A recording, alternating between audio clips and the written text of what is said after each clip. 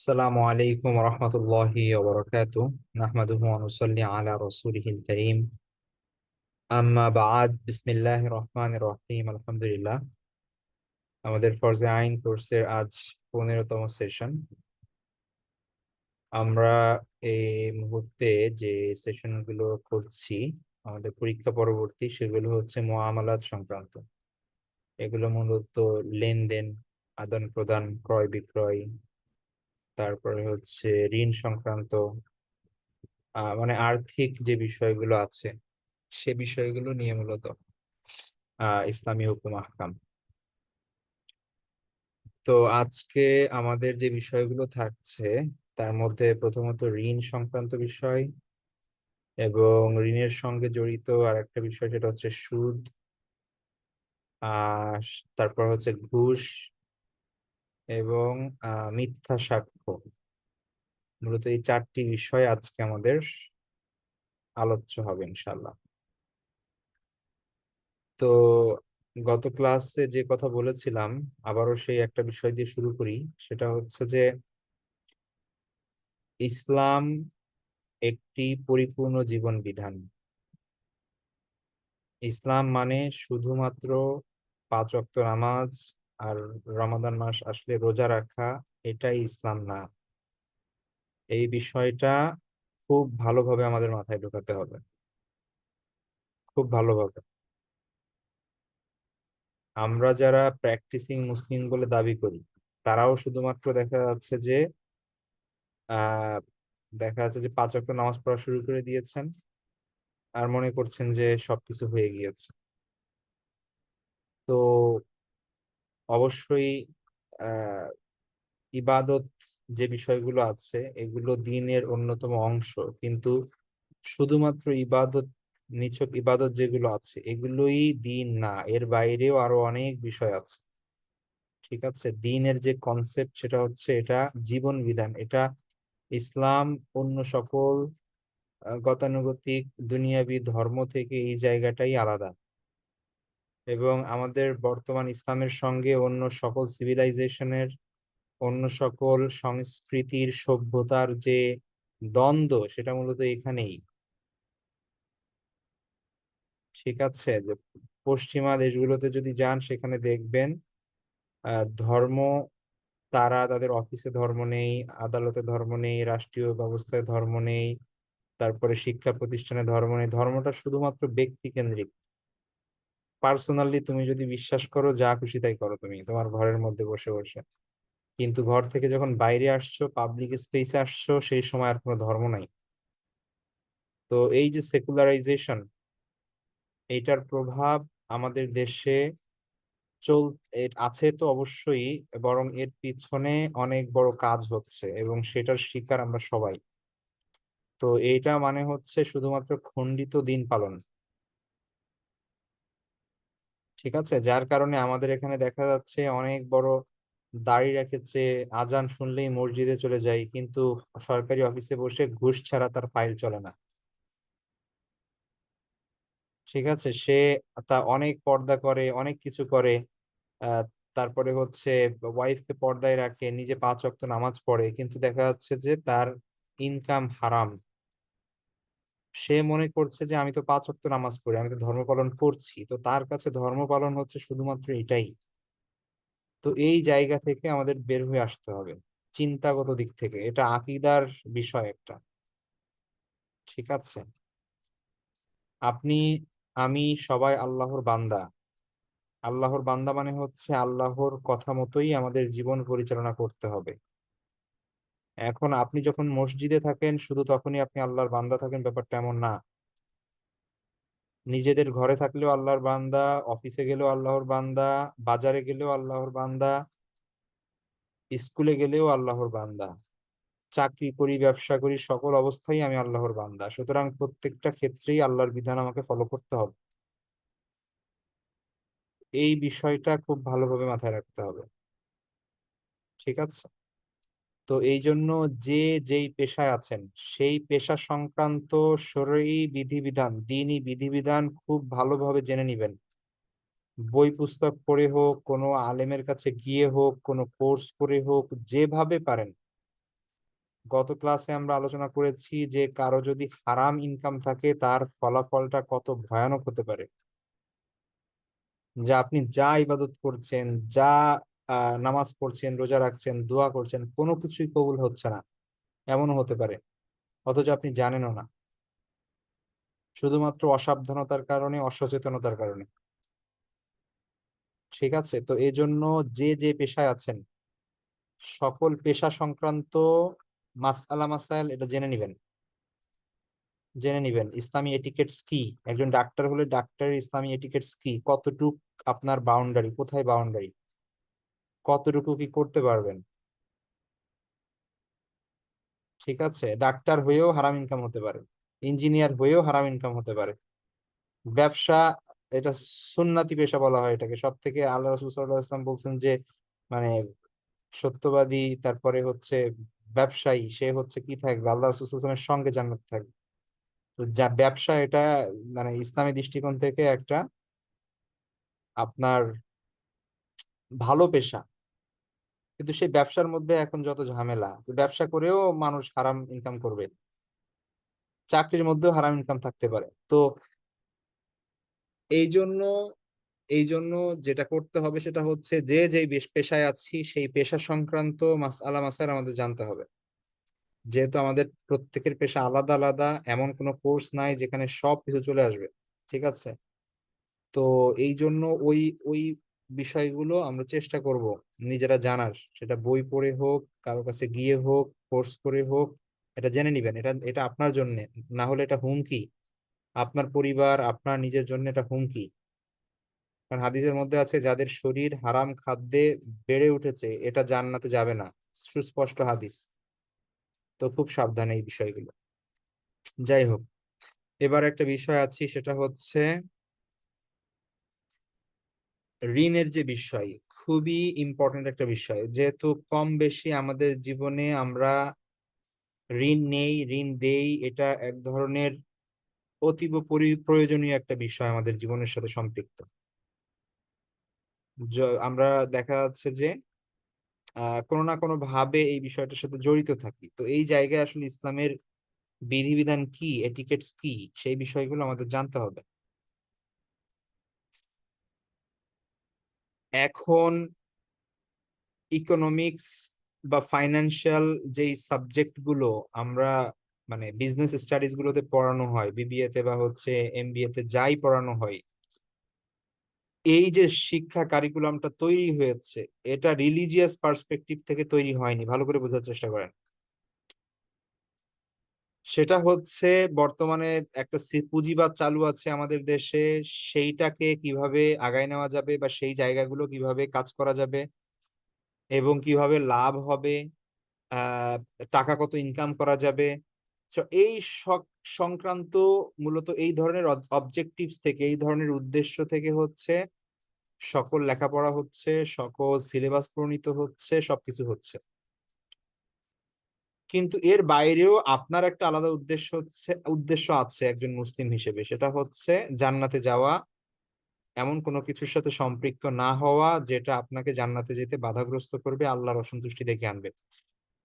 সুতরাং ওই সকল কিছু লেখাপড়া করার সাথে সাথে আপনার এটাও মাথায় রাখতে হবে যে কোন কোন জিনিস থেকে আপনার বেঁচে থাকতে হবে। কারণ আপনার স্টাডির মধ্যে এমন অনেক জিনিস থাকতে পারে যে জিনিসগুলো ইসলামী রুলসের সম্পূর্ণ বিরুদ্ধে, কারণ ওগুলো ইসলামিক পার্সপেক্টিভ থেকে লেখা হয় নাই। ঠিক আছে, একটা সমাজ ছিল একটা সময়, যে সময় ইসলামিক পার্সপেক্টিভ থেকে লেখা হতো, কিন্তু এখন সেটা হয় না।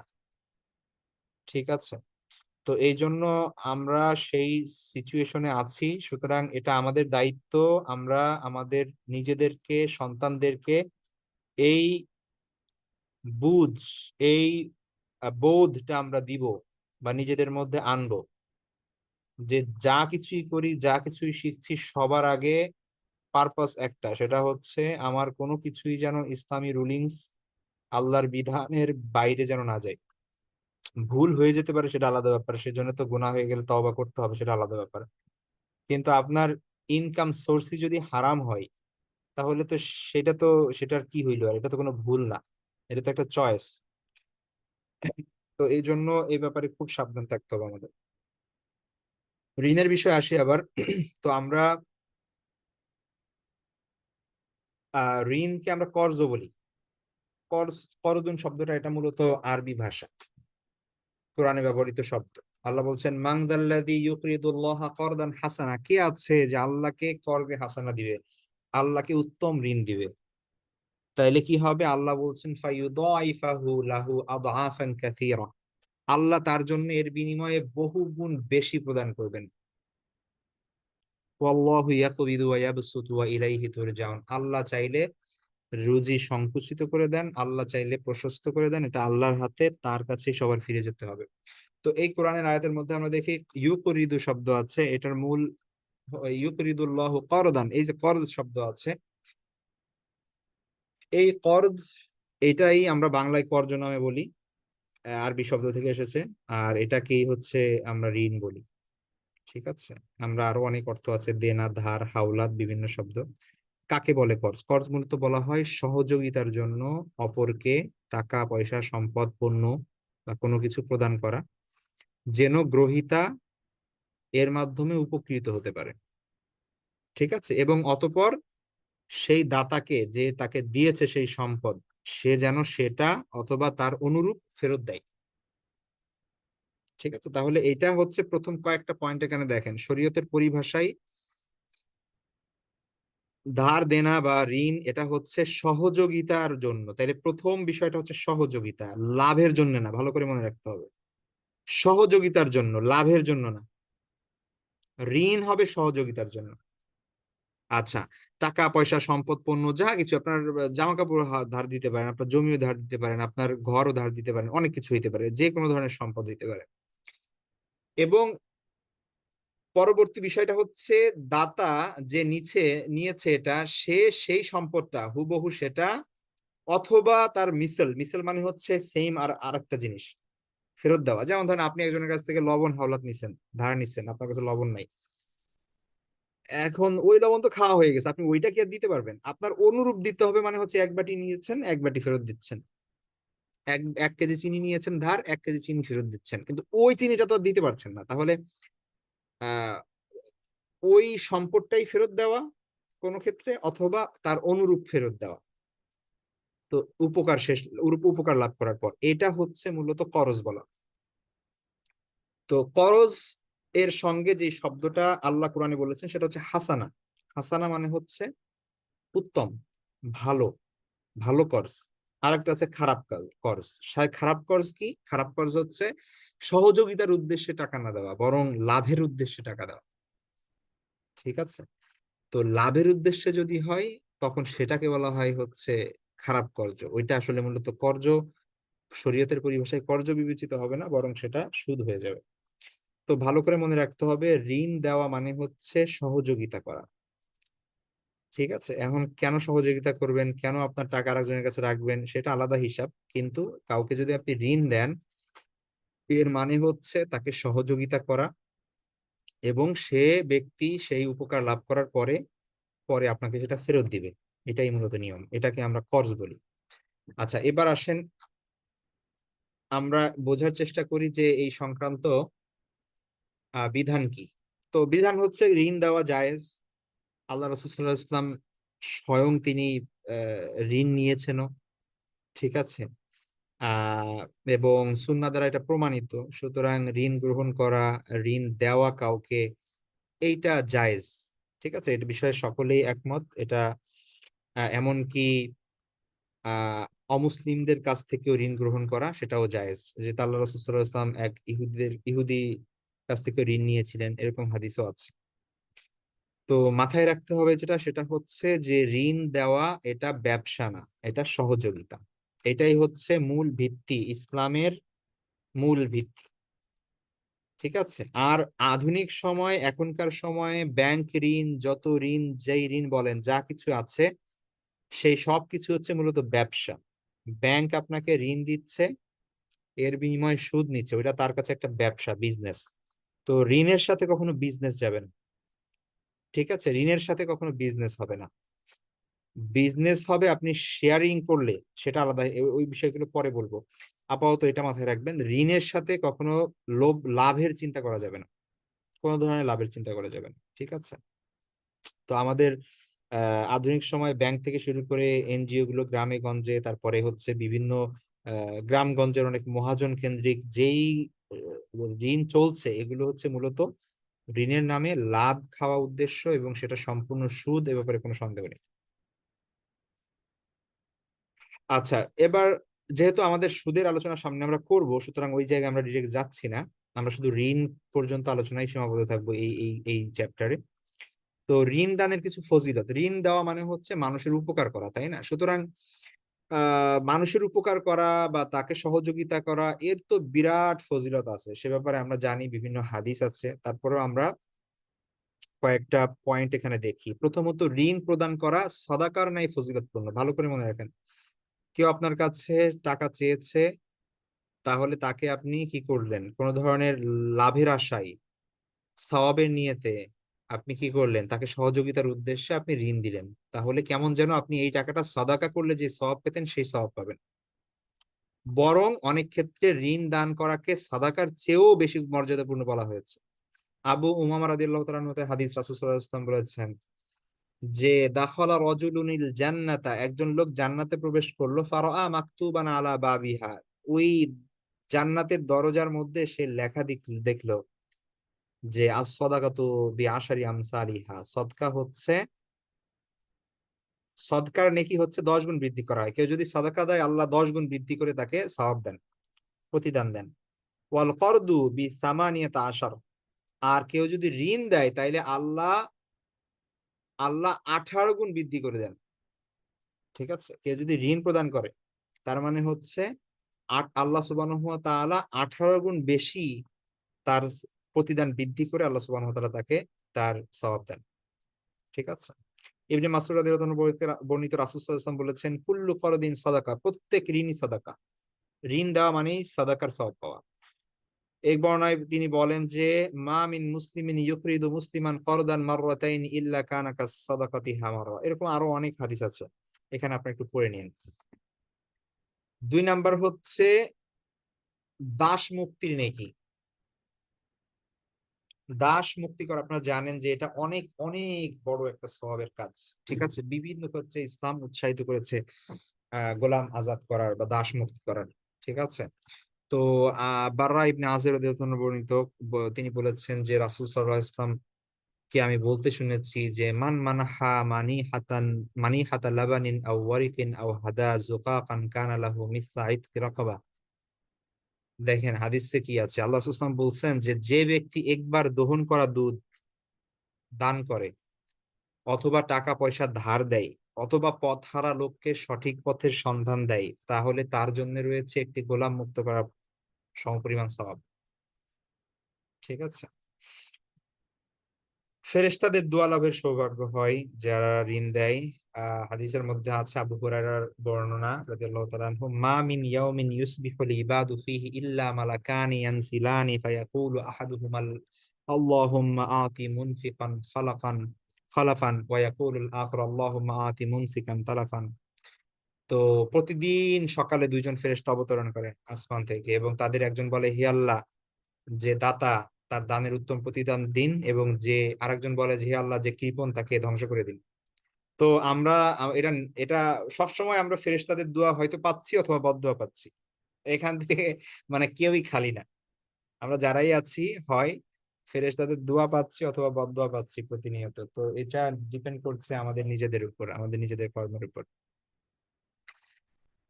তো বিপদ থেকে মুক্তি, আল্লাহর সাহায্য লাভ, যেহেতু আল্লাহ বড় একটা হাদিস আছে আবু হুরায়রা রাদিয়াল্লাহু আনহু থেকে, খুব ইম্পর্টেন্ট একটা হাদিস, যে কেউ যদি দুনিয়ায় তার কোনো মুমিন ভাইয়ের বিপদ সমূহের কোনো একটা বিপদ দূর করে, তাহলে আল্লাহ আখিরাতের ওই লোকের বিপদ দূর করবে।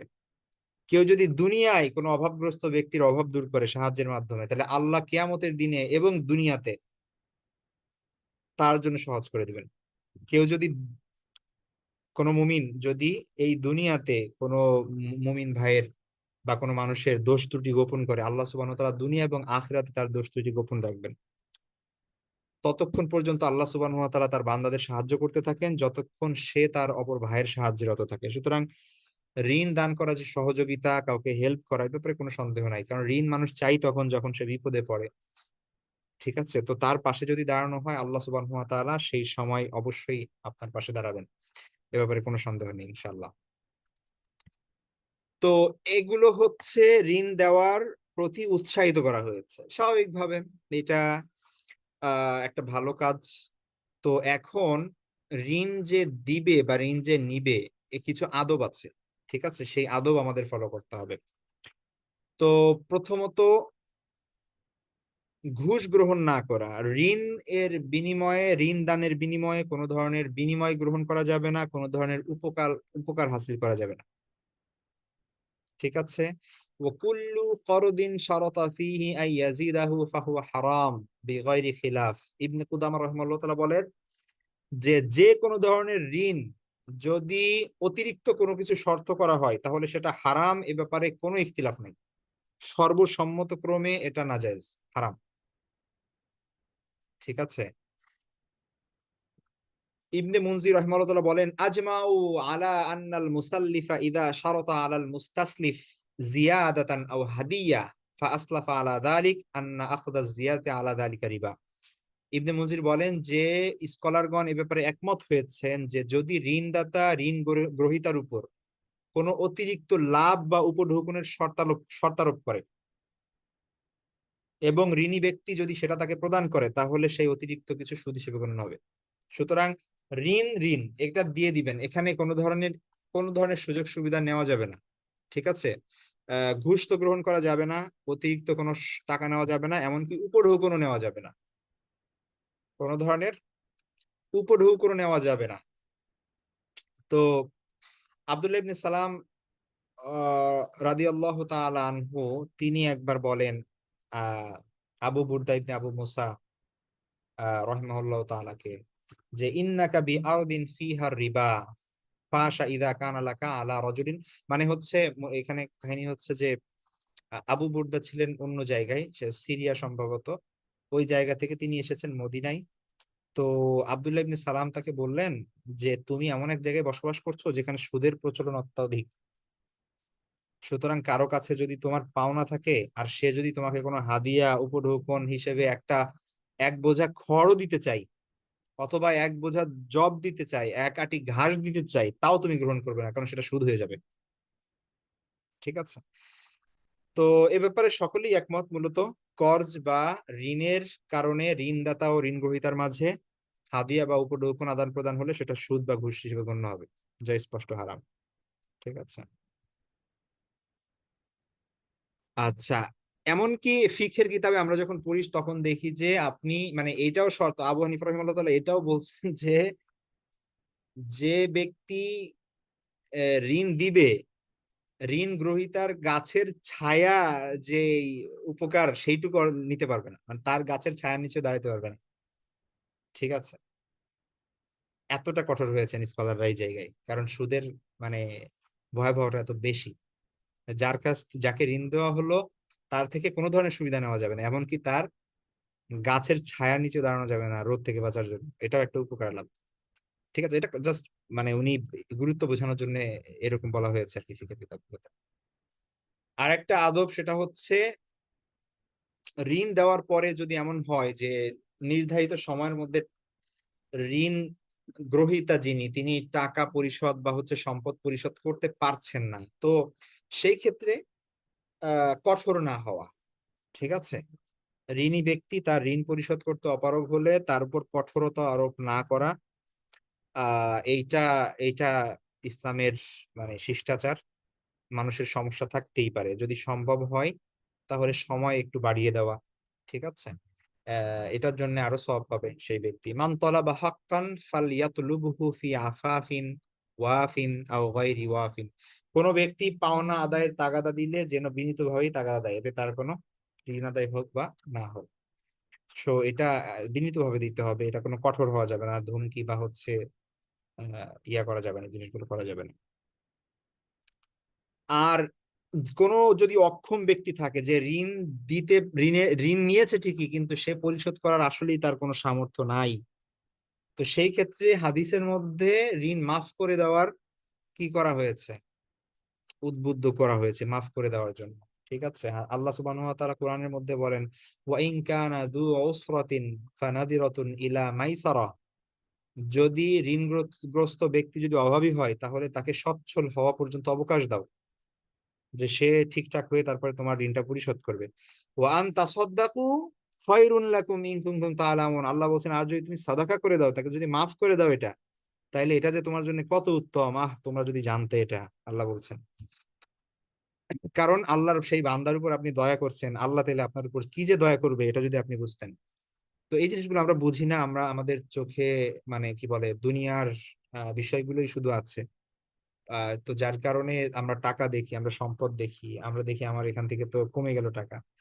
তো অথচ আল্লাহর দয়া, আল্লাহর রহমত, বা আল্লাহ যে রিজিকের মালিক, তিনি যে আরো অনেক দিক থেকে বাড়াই দিতে পারেন, পরকাল, এই জিনিসগুলো চিন্তা আমাদের মাথায় থাকে না।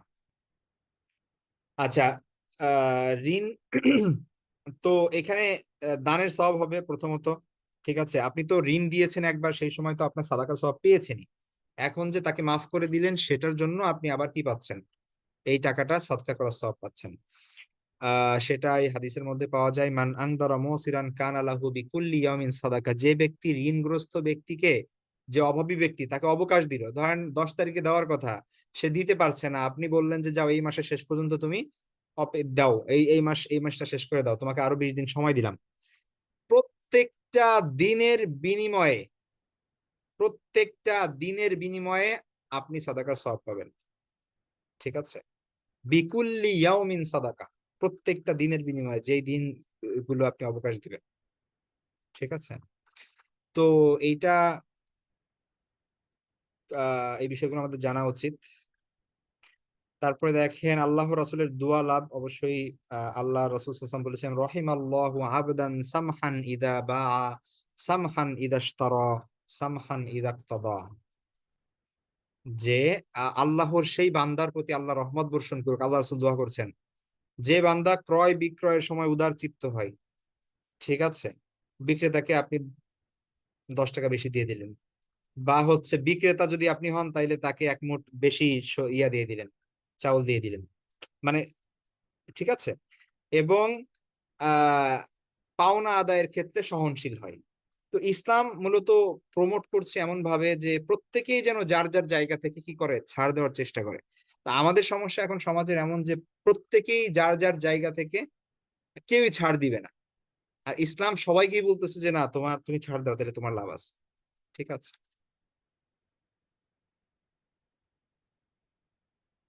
তো এখন মানে আমরা দেখুন, ব্যাপারটা হচ্ছে ইসলাম আসলে প্রকৃত পক্ষে আমাদের মধ্যে না থাকলে কি সমস্যাটা হচ্ছে। তো আল্লাহ রাসূল সাল্লাল্লাহু আলাইহি ওয়াসাল্লাম বলছেন যে তুমি যদি বিক্রেতা হও তাহলে পারলে এক মুঠ বাড়ায় দাও, তোমার পণ্য এক মুঠ বাড়ায় দাও। আর তুমি যদি ক্রেতা হও তাহলে তাকে 5 টাকা বেশি দিয়ে দাও, ব্যাস। আর আমরা এখন কি করছি, যে বিক্রেতা সে এক মুঠ কমাইবে কিভাবে সেই চিন্তা করে, আর যে ক্রেতা সে 10 টাকা কম দিবে কিভাবে সেই চিন্তা করে, সম্পূর্ণ উল্টা। তো আহ এই স্পিরিট, এটা যেমন ইসলাম বিরুদ্ধ, তো এটা আমাদের মাথায় রাখতে হবে। ঠিক আছে, তো একজন আপনি নামাজ পড়তেছেন, রোজা রাখতেছেন, সবকিছু ঠিকঠাক করতেছেন, কিন্তু আপনি এই বাজারে যে ঝগড়া লাগতেছে, আপনার বাসে উঠলে কন্ট্রাক্টরের সাথে 5 টাকা নিয়ে আপনি ঝগড়া করতেছেন, রিকশালার সঙ্গে ধঙ্গাধঙ্গি করতেছেন। তো তার মানে হচ্ছে আসলে এই যে এই হাদিসগুলো বা হচ্ছে আল্লাহ রাসূল সাল্লাল্লাহু আলাইহি ওয়াসাল্লামের প্রকৃত যে বিষয়গুলো, চারিত্রিক যে বৈশিষ্ট্যগুলো, সেগুলো ধারণ করা হয়নি আমাদের। ঠিক আছে, আরশের নিচে ছায়া লাভ, দেখুন আল্লাহ রসুল সাল্লাল্লাহু আলাইহি ওয়াসাল্লাম বলেছেন যে কিয়ামতের ময়দানে কোনো ছায়া থাকবে না আল্লাহর আরশের ছায়া ব্যতীত। সেই দিন কয়েকটা ক্যাটাগরির মানুষ সেই ছায়ায়, তারা ছায়া পাওয়ার সুযোগ পাবে। তাদের মধ্যে একজন হচ্ছে মান আনজারা মুসিরান আও ওয়াদা আলাহু, যে ব্যক্তি কোনো অভাবী ঋণগ্রস্তকে সুযোগ প্রদান করে অথবা ঋণ মাফ করে দেয়। ঠিক আছে, তো কিয়ামতের দিন, সেই দিন আযাল্লাহুল্লাহু ইয়াউমাল কিয়ামাতি তাহতা জিল্লি আরশিহি ইয়াউমা লা জিল্লা ইল্লা জিল্লু, কিয়ামতের দিন মহান আল্লাহ সুবহানাহু ওয়া তাআলা তাকে, ওই ব্যক্তিকে তার আরশের ছায়া আশ্রয় প্রদান করবেন, যেই দিন আল্লাহর আরশের ছায়া ব্যতীত আর কোনো ছায়া থাকবে না। আল্লাহর পক্ষ থেকে ক্ষমা লাভ, এটাও আছে আছে হাদিসের মধ্যে। তারপরে হচ্ছে যাই হোক, এই বিষয়গুলো আমরা দেখব। একটা হাদিসের মধ্যে আল্লাহ সাল্লাল্লাহু আলাইহি ওয়াসাল্লাম বলেন, মান সাররাহু আইয়ুনজিয়াহুল্লাহু মিন কুরাবি ইয়াউমিল কিয়ামা ফালইউনাফিস আন মুসির আও ইয়াদা আনহু, যে ব্যক্তি চায় যে আল্লাহ তাকে কিয়ামতের দিবসে, কিয়ামতের দিন দুঃখ কষ্ট থেকে মুক্তি দিক, সে যেন কোনো অক্ষম ঋণগ্রস্ত লোকের সহজ ব্যবস্থা করে দেয় অথবা তার ঋণ মওকুফ করে দেয়। চিন্তা করা যায়। তো আমরা কে চাই না যে আল্লাহ কিয়ামতের দিন আমাদের দুঃখ কষ্ট সব দূর করে দেখ, আমাদের দুঃখ কষ্ট থেকে মুক্তি দেখ। সুবহানাল্লাহ। তো প্রথমত এইগুলো হচ্ছে যে ঋণ যে প্রদান করবে, ঋণ আদান প্রদানের ক্ষেত্রে যে আদবগুলো, এবং ঋণ মওকুফ করা বা হচ্ছে ঋণ ঋণের ক্ষেত্রে সময় বাড়িয়ে দেওয়া, যদি ঋণ গ্রহীতা বা ঋণী যে ব্যক্তি আছে তিনি যদি অভাবগ্রস্ত হন তার উপর দয়া দেখানো, এটার ফজিলত বর্ণনা করা হয়েছে। এখন হচ্ছে অপর পাশে ঋণ যে গ্রহণ করে তার আদব। নাম্বার এক হচ্ছে সুদের মাধ্যমে ঋণ গ্রহণ করবে না। নাম্বার দুই, নির্ধারিত সময়ে যথাসম্ভব দ্রুত ঋণ পরিশোধ করা। ঠিক আছে, দেখেন ইসলাম আসলে মানে কি চাই, ইসলাম শুধু এটাই বলে না যে যে ঋণ দাতা তাকে মাফ করে দিতে বলছে আল্লাহ সুবহানাহু ওয়া তাআলা। তো এখন আপনি বলবেন কি যে তাইলে তো সবাই ঋণ দিয়ে, ঋণ নিয়ে আর কি করবে না, টাকা দিবে না, এই হাদিসগুলো যদি কেউ শুনে, তাই না? তো সে আর টাকা দিতে চাইবে না। তো সে মনে করবে যে আমি তো ঋণদাতার উপর আরো দয়া করতেছি, আল্লাহ তার আসে আমার মাফ করে দেয় না কেন? ঠিক আছে, মাফ করে দিলেই তো তার কত সওয়াব হবে। তো আপনি মাফ করে দেন আমাকে, আমি দিতে পারতেছি না। তো এই ধরনের অ্যাটিটিউড সবার মধ্যে থাকবে। আমরা এমন একটা সময় বাস করছি সবাই সবার স্বার্থ দেখছে। তো এই হাদিসগুলো আমরা একটু দেখি দেখি দেখেন এখানে আহ এখানে আমরা কয়েকটা জিনিস আগে দেখে নিই। সেটা হচ্ছে সুদের মাধ্যমে ঋণ গ্রহণ না করা, নির্ধারিত সময়ের পূর্বে বা যথা সময়ের মধ্যে ঋণ পরিশোধ করার চেষ্টা করা, ঋণ পরিশোধ করার ক্ষেত্রে আল্লাহর উপর ভরসা করা। আল্লাহ, কারণ আল্লাহ বলছেন ওমাই ইয়াত্তাকিল্লাহ ইয়াজআল্লাহু মাখরাজা, কেউ যদি আল্লাহর উপর সত্যিকার অর্থে ভরসা করে আল্লাহ তার জন্য যথেষ্ট। আর একটা হাদিসের মধ্যে আছে মান আখাযা আমওয়ালান নাস ইউরিদু আদাহা আদাল্লাহু আনহু, কেউ যদি কোনো মানুষের কাছ থেকে ধার নেয় কোনো কিছু, আর সে যদি সত্যিকার অর্থে সেটা আদায়ের ব্যবস্থা মানে আদায়ের ইচ্ছা রাখে, তাহলে আল্লাহ তার ওটা আদায় করার ব্যবস্থা করে দেন। আদাল্লাহু আনহু, আল্লাহ ব্যবস্থা করে দেন আদায়ের। ওয়ামান আখাযা ইউরিদু ইতলাফাহা আতলাফাহুল্লাহ, আর কেউ যদি তার মানে ঋণ নেয় এই উদ্দেশ্যে যে সে কি করবে না, ওই টাকা ফেরত দিবে না, সম্পদ গ্রাস করার উদ্দেশ্যে যদি সে ঋণ নিয়ে থাকে তাহলে আল্লাহ তাকে ধ্বংস করবেন। ঠিক আছে, এরকম আরো হাদিস আছে মান আখাযা দাইনান ওয়া হুয়া ইউরিদু আন ইউআদ্দিয়া আনাহুল্লাহু আযজা ওয়া জাল, কেউ যদি ঋণ পরিশোধের নিয়তে ঋণ গ্রহণ করে আল্লাহ তাকে ঋণ পরিশোধে সহযোগিতা করেন। তো আল্লাহ সহযোগিতা করলে আপনি ঋণ দিতে পারবেন না কেন? অবশ্যই আপনি ঋণ পরিশোধ করতে পারবেন, এটা আল্লাহ বলেছেন এবং আল্লাহ রাসূল সাল্লাল্লাহু আলাইহি ওয়াসাল্লাম বলেছেন। ঋণ পরিশোধে কোনো টাল বাহানা না করা, উত্তম ভাবে ঋণ পরিশোধ করা, পারলে কিছু বেশি দিয়ে দেয়া। ঠিক আছে, হাদিসের মধ্যে আমরা পাই আপনাকে কেউ ঋণ দিয়েছে, সাহায্য সহযোগিতা করেছে, আপনি দেওয়ার সময় তাকে কি করতে পারবেন, গিফট দিতে পারবেন, সমস্যা নাই। কিন্তু এইটা কোনো ধরনের কি করা যাবে না, আগে নেওয়া যাবে না, অথবা হচ্ছে এটা কোনো শর্ত করা যাবে না। ঠিক আছে, তো এই ধরনের করা যাবে না, কিন্তু আপনি এক্সট্রা দিতে পারেন, ওটা সমস্যা নাই। হাদিয়া যেরকম দিতে পারেন, তো আপনি ঋণ পরিশোধের সময় কিছু টাকা বাড়াই দিলেন, সেটা আলাদা ব্যাপার। কিন্তু এটা কোনো কথা, কোনো ইঙ্গিত, কোনো লেখা, কোনো শর্তারোপ, সেই জিনিসগুলো করলে সেটা শুধু হয়ে যাবে। আর পাওনাদারের উপর কোমলতা প্রদর্শন করা, একজন লোক আপনার কাছে টাকা পাই, সে টাকা চাইতে আসছে, আপনি উল্টা তাকে ধমক দিচ্ছেন, উল্টা আপনি এমন ব্যবহার করতেছেন যে সেই ব্যক্তি লজ্জা পেয়ে যাবে, আপনার অ্যাটিটিউড দেখে সেই আপনার কাছে টাকা চাইতে ভয় পায়, অথচ সেই কিন্তু পাওনাদার। এমন সিচুয়েশন হয় আমাদের কিন্তু অনেক সময়, যে যে ব্যক্তি টাকা নিচ্ছে মানে সে তো টাকা দেয় না, উল্টা ফোনই ধরে না, আর তার কাছে গেলেও খারাপ ব্যবহার করে। তো এটা আপনার কোমল ব্যবহার করতে হবে যে আপনি দিতে পারতেছেন না, আপনি সরি বলবেন। ঠিক আছে, দেখেন একটা হাদিস বললি, দেখেন এখানে একটা আল্লাহ রাসূল সাল্লাল্লাহু আলাইহি ওয়াসাল্লামের হাদিস। সেটা হচ্ছে এক ইহুদি আল্লাহ রাসূল সাল্লাল্লাহু আলাইহি ওয়াসাল্লামের কাছে খেজুর পাইতেন। ঠিক আছে, মানে আহ তো নির্ধারিত সময় আসার আগে, যেই সময় আল্লাহ রাসূল সাল্লাল্লাহু আলাইহি ওয়াসাল্লাম যেই সময় পর্যন্ত নিয়েছেন, সেই সময় হওয়ার আগেই ওই লোক আসছে, হাজির হয়েছে। এসে সবার মধ্যে আল্লাহ রাসূল সাল্লাল্লাহু আলাইহি ওয়াসাল্লামের সাহাবীরা বসা, সবার মধ্যে সে সেখানে আল্লাহ রাসূল সাল্লাল্লাহু আলাইহি ওয়াসাল্লামকে কঠোর ভাষায় ইয়া করতেছেন। ঠিক আছে, কঠোর ভাষায় তার উপর চড়াও হলেন যে আপনি আমার ঋণ পরিশোধ করেন না, এখনই দেন, আমি এটা আমার দরকার, ঠিক আছে, ইত্যাদি ইত্যাদি। আহ তো এই ধরনের, তো সাহাবারা তো খুব রাগান্বিত হয়ে গেল। তারা বলল এই তুমি কার সাথে কথা বলতেছো, কিভাবে কথা বলতেছো? ঠিক আছে, তো সে বলল আমি আমার পাওনা দাবি করতেছি। তখন আল্লাহ রাসূল সাল্লাল্লাহু আলাইহি ওয়াসাল্লাম বললেন সাহাবীদেরকে, হাল্লা মা সাহিবিল হাক্কি কুনতুম, তোমরা কেন পাওনাদারের পক্ষ নিলে না? সে তো আমার কাছে পায়, সে তো তার অধিকার আছে। তো দেখেন আল্লাহ রাসূলের সঙ্গে খারাপ ব্যবহার করছেন, অথচ আল্লাহ রাসূল সাল্লাল্লাহু আলাইহি ওয়াসাল্লাম বলতেছেন যে সাহাবীদেরকে যে তোমরা ওর পক্ষ নিলে না কেন? অতঃপর তিনি কি করলেন, খাওলা রাদিয়াল্লাহু তাআলা আনহার কাছে লোক পাঠালেন, বললেন যে ইনকানা ইনদাকি তামার, তোমার কাছে যদি খেজুর থাকে ফা আকরিদিনিয়া, আমাকে কি করো, খেজুর ধার দাও, হাত্তা ইয়াতিয়ানা তামারুনা ফানাকুদিয়া, আর আমার যখন খেজুর হবে আমি তোমাকে পরিশোধ করে দেবো। তখন খাওলা রাদিয়াল্লাহু তাআলা আনহা বললেন যে আমার পিতামাতা উৎসর্গ খেয়ে আল্লাহ রাসূল, তখন তিনি তাকে ধার দিলেন। পরে সেই বেদুইনের পাওনা পরিশোধ করা হলো। ঠিক আছে। এবং তাকে পাওনা শুধু পরিশোধই করা নাই, দেখেন আল্লাহ রাসূল সাল্লাল্লাহু আলাইহি ওয়াসাল্লাম, সুবহানাল্লাহ, আল্লাহ রাসূল সাল্লাল্লাহু আলাইহি ওয়াসাল্লাম তাকে পাওনা পরিশোধ করালেন, তাকে খাবার খাওয়ালেন। তো তখন শেষ পর্যন্ত সেই লোকটা মানে খুব বলতে বাধ্য হলো যে আপনি তো পূর্ণরূপে পরিশোধ করলেন মানে। তো তখন আল্লাহ রাসূল আল্লাহ মানে সে আল্লাহ রাসূলের জন্য দোয়া করলেন যে আল্লাহ আপনাকে পূর্ণরূপে দান করুন। তখন আল্লাহ রাসূল সাল্লাল্লাহু আলাইহি ওয়াসাল্লাম বললেন, উলাইকা খিয়ারুন নাস ইন্নাহু লা কুদ্দিসাত উম্মাতুন লা ইয়াখুদু যায়িফু ফিহা হাক্কাহু গায়রা মুতাআতা। আল্লাহ রাসূল সাল্লাল্লাহু আলাইহি ওয়াসাল্লাম বললেন যে উত্তম লোকেরা এমনই হয়, যে জাতির দুর্বল লোকেরা, এই কথাটা খুব ইম্পর্টেন্ট একটা মূলনীতি, যে জাতির দুর্বল লোকেরা জোর জবরদস্তি ছাড়া তাদের পাওনা আদায় করতে পারে না, সেই জাতি কখনো পবিত্র হতে পারে না।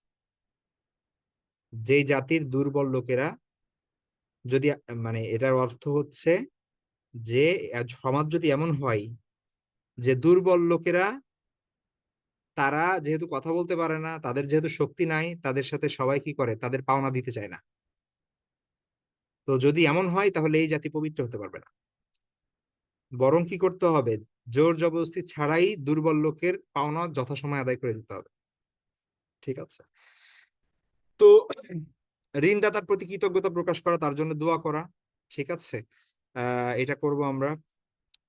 এই হচ্ছে বিষয়। এখন এই যেটা বললাম সেটা হচ্ছে যে ইসলাম কি শুধু এটা বলেছে যে যে ব্যক্তি ঋণ দিবে সেই শুধু মাফ করবে, তাইলে তো কেউ আর ঋণ নিয়ে আর দিবে না। ঠিক আছে। ইসলাম ওই দিকে যেরকম উৎসাহিত করতেছে যে তুমি ঋণ মাফ করে দাও, কেউ যদি অসহায় হয়, কেউ যদি এমন সিচুয়েশন হয় যে সে ঋণ দিতে পারছে না, সত্যিকার অর্থে সমাজে এমন মানুষ তো থাকতেই পারে যে ঋণ নিয়েছিল, তারপরে আবার এমন একটা বিপদ আসছে তার, যে সে এমন একটা অবস্থা হয়েছে সে দিতেই পারছে না, তার সে সামর্থ্যই নাই। তো ইসলাম যেমনি ভাবে এই দিক থেকে এই লোককে বলছে যে তুমি মাফ করে দাও, তাহলে তোমার অনেক সওয়াব হবে, তোমাকে আল্লাহ এত বেশি দিবেন। আবার যেই লোক ঋণ নিয়েছে সে যেন কোনো ধরনের ছলচাতুরি না করে, তার জন্য কি হাদিস আসছে সেটা দেখেন।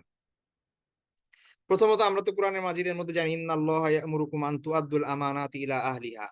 আল্লাহ সুবহানাহু ওয়া তাআলা আমাদেরকে এই মর্মে নির্দেশ দিয়েছেন যে আমরা যেন আমানতকে, যার যেই প্রাপ্য সেই প্রাপ্যকে তার প্রাপকের কাছে যথাযথভাবে হস্তান্তর করি, সেটা যেন দিয়ে দেই। বাকি ঋণ পরিশোধ না করার যে বিষয়গুলো সেগুলো একটু দেখি, কয়েকটা হাদিস আমরা দেখি, তাহলে বুঝতে পারবো।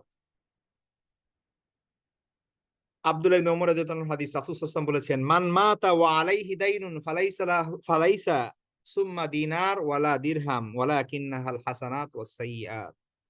কেউ যদি মারা যায় এই অবস্থায় যে সে ঋণগ্রস্ত, তাহলে কিয়ামতের দিন তো আর কোনো দিনার থাকবে না, কোনো দিরহাম থাকবে না, কোনো টাকা পয়সা থাকবে না, শুধু কি থাকবে, পাপ এবং নেকি, পাপ এবং পুণ্য থাকবে। এটার বিনিময়ে সেইখানে কি করতে হবে, তার বিনিময় করতে হবে। অর্থাৎ কি আরো সুস্পষ্ট হাদিস আছে এ ব্যাপারে যে আপনি যদি ঋণগ্রস্ত অবস্থায় মারা যান, ঋণ যদি না প্রদান করেন, তাহলে আপনার যে ভালো কাজ, এই ভালো কাজ দিয়ে আপনার ঋণ পরিশোধ করতে হবে কিয়ামতের দিন। ঠিক আছে। আর যদি ভালো কাজও না থাকে, অথবা ভালো কাজ দিতে দিতে মানুষকে শেষ হয়ে গিয়েছে, তখন তাদের গুনাহ আপনার মাথায় নিতে হবে। এটা হচ্ছে প্রথম হাদিস। তারপরে দেখি আরো হাদিস। এক লোক জিহাদের ময়দানে দাঁড়ায় যুদ্ধে যাবে, মানে ইসের মধ্যে যাবে, লড়াই করতে যাবে, এই সময় আল্লাহ রাসূল সাল্লাল্লাহু আলাইহি ওয়াসাল্লামকে বললেন যে হে আল্লাহর রাসূল, আমি যদি জিহাদের ময়দানে যুদ্ধ করতে করতে এখন মারা যাই, আল্লাহ রাস্তায় শহীদ হই, তাহলে আমার সব গুনাহ মাফ হয়ে যাবে? তখন আল্লাহ রাসূল সাল্লাল্লাহু আলাইহি ওয়াসাল্লাম বললেন যে হ্যাঁ, তুমি যদি পশ্চাৎ ধাবন না করো, তুমি যদি পলায়ন না করো এবং ধৈর্যের সাথে সওয়াবের আশায় যদি অগ্রসর হও, আল্লাহ রাস্তায় নিহত হও, তাহলে তোমার সব গুনাহ মাফ হয়ে যাবে। ওই লোক সামনে অগ্রসর হয়েছে যুদ্ধ করার জন্য, আল্লাহ রাসূল একটু পরে আবার ডাক দিছে তাকে, এই এদিকে আসো, এদিকে আসো। ওই লোক আবার আসলো, তখন বললো যে তুমি যেন কি জিজ্ঞেস করছিলে। তখন আল্লাহ রাসূল সে বলল যে আপনি কি মনে করেন আল্লাহ রাস্তায় যদি আমি নিহত হই তাহলে আমার সব পাপ সমূহ মাফ করে দেওয়া হবে? তখন আল্লাহ সাল্লাম বললেন, নাআম ওয়া আনতা সাবিরুন মুস্তাহসিবুন মুকবিলুন গায়রু মুদরিবিরিন ইল্লা দাইন। হ্যাঁ, তুমি যদি পশ্চাৎধাবন না করে ধৈর্যের সাথে সওয়াবের আশা অগ্রসর হও, আল্লাহ রাস্তায় নিহত হও, তাহলে তোমার সব গুনাহ মাফ হবে, তবে ঋণ ব্যতীত। ইল্লা দাইন, ঋণ ব্যতীত। সব গুনাহ মাফ হয়ে গেলেও ঋণ ক্ষমা করা হবে না। অন্যের হক যেটা তুমি মারছো বা তোমার উপর যেটা বর্তানো আছে সেটা মাফ হবে না। আল্লাহ রাসূল সাল্লাল্লাহু আলাইহি ওয়াসাল্লাম বললেন যে ফাইন্না জিবরিল আলাইহিস সালাম ক্বালা লি যালিক, জিবরাইল মাত্র এসে আমাকে এই কথাটা বলে গেল। আমি যখন তোমাকে বললাম যে হ্যাঁ সব মাফ হয়ে যাবে, তখন জিবরাইল তাড়াতাড়ি করে আসছে, এসে বলছে, হে আল্লাহ রাসূল, ইল্লাদ দাইন, ইল্লাদ দাইন, ঋণ ব্যতীত, ঋণ ব্যতীত। ঠিক আছে। অন্য একটা হাদিসের মধ্যে আছে ইউগফারু লিশ-শহীদি কুল্লু যামবিন ইল্লা দাইন, শহীদের সকল সমস্ত গুনাহ মাফ, ঋণ ব্যতীত। তাহলে চিন্তা করতে পারেন, এটা এই হাদিসগুলো যদি কেউ শুনে তাহলে সে কি আহ কখনো ভাববে এটা যে আমি ঋণ পরিশোধ করব না? এটা কিভাবে সম্ভব? আরো আছে।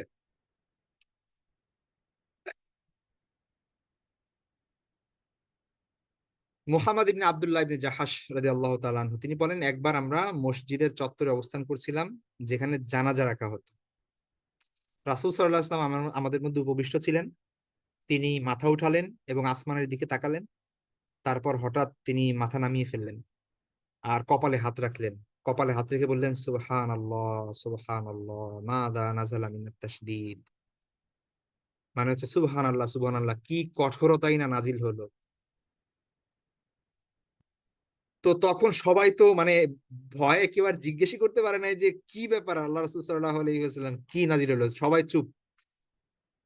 তো এই জন্য মানে কেউ জিজ্ঞেস করে না, এই কারণে যেহেতু আল্লাহ রাসূল সাল্লাল্লাহু আলাইহি ওয়াসাল্লাম এর আগে অনেকবারই বলছেন যে তোমরা আমাকে এক্সট্রা কোনো কোয়েশ্চেন করো না, তাহলে তোমাদের উপর কঠোরতা নাজিল হবে। তো কঠোরতার কথা শুনে কেউ আর জিজ্ঞেস করে নাই, আল্লাহ না করুক আবার যে কি বলবেন, সবাই চুপ।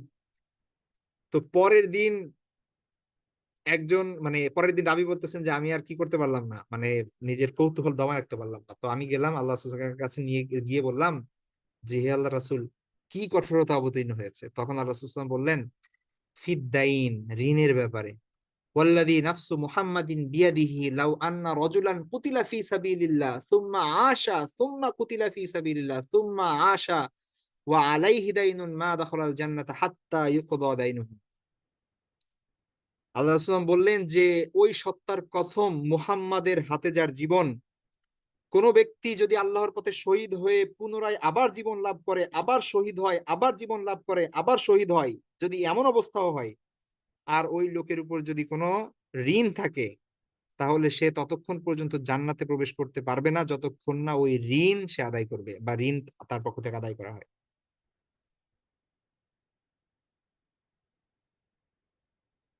সুবহানাল্লাহ।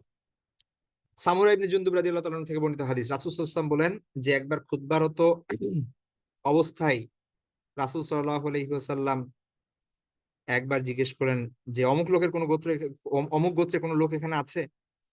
কেউ কথা বললো না। রাসূল সাল্লাল্লাহু আলাইহি ওয়াসাল্লাম তিনবার বলার পরে এক লোক দাঁড়াইলো। তো সে বলল যে হে আল্লাহ রাসূল, আমি আছি। তখন তিনি বললেন যে তুমি আমাকে, আমি তোমাকে এতক্ষণ ধরে ডাকতেছি, মা মানাকা আন তুজিবানি ফিল মাররাতাইন উলায়াইন, প্রথম দুইবার যে আমি জিজ্ঞেস করলাম সেই সময় তুমি করলা না কেন? আমা ইন্নী লাম উনাউবিহ বিকুম ইল্লা খায়রান, আমি তো তোমাদের কি মানে কল্যাণ কামনাই করি, তোমাদের তো আমি ইয়া করব না। ঠিক আছে, ওই লোক ভাবছিল অবশ্য যে হয়তো আর কেউ আছে, সে দাঁড়াবে। ঠিক আছে, তো অনেক সময় এমন হয় না, দুই তিনজন থাকে ক্লাসের মধ্যে, স্যার একজনকে বললে সবাই মনে করে যে ও করবে, ও করবে, এরকম বলতে বলতে দেখা যাচ্ছে যে কেউই করে না। তো এরকম হয়েছিল আর কি। পরে ও যখন দেখলো যে কেউ দাঁড়াচ্ছে না, তখন সে দাঁড়াইছে আর কি। তখন আল্লাহ সাল্লাম বললেন যে ইন্না সাহিবাকুম মাসুরুন বিদাইনি, আল্লাহ সাল্লাম বললেন যে তোমাদের গোত্রের যে একটা লোক মারা গেছে সে কিন্তু আটকে আছে ঋণের দায়ে। ঠিক আছে, তখন সামরা দেওতন বললেন যে তখন আমি ওই ব্যক্তিকে মৃত ব্যক্তির পক্ষ থেকে ঋণ পরিশোধ করতে দেখি, তখন ওই লোকটা তার বংশের যে লোক মারা গেছে তার পক্ষ থেকে ঋণ পরিশোধ করে দেয়। ঠিক আছে। তো এই হচ্ছে বিষয়। আরেকটা হাদিস আছে, আল্লাহ রাসূলুল্লাহ সাল্লাল্লাহু আলাইহি ওয়াসাল্লাম বলছেন যে ইন্না সাহিবাকুম হুবিসা আলা বাবিল জান্নাতি বিদাইনিন কানা আলাইহি, যে তোমাদের একজন সাথীকে জান্নাতের দরজায় আটকায় রাখা হয়েছে, তার আমল ঈমান আমল সব ঠিক ছিল, জান্নাতে যাওয়ার কথা, কিন্তু জান্নাতের দরজা আটকায় রাখা হয়েছে তাকে। কেন? বিদাইনিন কানা আলাইহি, ঋণের কারণে, তার উপর ঋণ ছিল। তখন আল্লাহ রাসূল সাল্লাল্লাহু আলাইহি ওয়াসাল্লাম বললেন, ফাইন শি'তুম ফাফদুহু, তোমরা যদি চাও তাহলে তার পক্ষ থেকে তোমরা ঋণটা পরিশোধ করে দিতে পারো। ওয়াইন শি'তুম ফাসলিমুহু ইলা আযাবিল্লাহ, আর যদি চাও তাহলে তাকে আল্লাহর আযাবের দিকে ছেড়ে দিতে পারো, কারণ সে যদি ঋণ পরিশোধ না করা হয় তাহলে আল্লাহর আযাবের দিকে সে তাকে নেওয়া হবে। ঠিক আছে। আবু হুরায়রা থেকে বর্ণিত, রাসূল সাল্লাল্লাহু আলাইহি ওয়াসাল্লাম বলেছেন, নাফসুল মুমিনি মুআল্লাকাতুন বিদাইনিহি হাত্তা ইউকদা আনহু, আল মুমিনের আত্মা তার ঋণের সাথে ঝুলন্ত থাকে যতক্ষণ না পর্যন্ত তা পরিশোধ করা হয়। কেউ যদি ঋণগ্রস্ত অবস্থায় মারা যায়, তার আত্মা ঝুলন্ত থাকে, জান্নাতের সবকিছু রেডি থাকলেও জান্নাতে যেতে পারবে না যতক্ষণ না তার ঋণ পরিশোধ করা হয়। তারপরে আরো হাদিস আছে যেখানে আল্লাহ রাসূল সাল্লাল্লাহু আলাইহি ওয়াসাল্লাম কি করেছেন, একবার এক ব্যক্তির জানাজা আসলে আল্লাহ রাসূল সাল্লাল্লাহু আলাইহি ওয়াসাল্লাম জিজ্ঞেস করেন, হাল তারাকা লিদাইনিহি ফাদলান, এ কি এর মানে সবাই জানতো যে এই ব্যক্তি ঋণী আছে, তো আল্লাহ রাসূল সাল্লাল্লাহু আলাইহি ওয়াসাল্লাম জিজ্ঞেস করলেন যে এ যে যা কিছু রেখে গেছে সম্পত্তি, তার ঋণ পরিশোধের জন্য অতিরিক্ত সম্পদ কি রেখে গেছে? তো যখন যদি বলা হতো যে হ্যাঁ সে ঋণ পরিশোধের মতো সম্পদ রেখে গেছে, তখন তার জানাজার সালাত আদায় করতেন। আর নইলে তিনি বলতেন যে তোমরা তোমার জানাজার নামাজ আদায় করে নাও। নিজে আদায় করতেন না আল্লাহ রাসূল সাল্লাল্লাহু আলাইহি ওয়াসাল্লাম এই লোকের। তাহলে এটা এই হাদিসগুলো যদি আপনি দেখেন, তাহলে কতটা কঠোর ইসলাম এই দিক থেকেও, আবার ওই দিক থেকেও বলতে, ইসলাম এই দিক থেকেও বলছে যে তোমার ঋণ দিতেই হবে, মানে ঋণ পরিশোধ করতেই হবে, না করলে তোমার তো শেষ। আবার এই দিক থেকে এই ব্যক্তিকে বলছে যে তুমি মাফ করে দাও, যদি ও কষ্টের মধ্যে থাকে, ওর যদি সামর্থ্য না থাকে, তাহলে মাফ করে দাও বা সুযোগ দাও, এটা তোমার জন্য অনেক কল্যাণকর।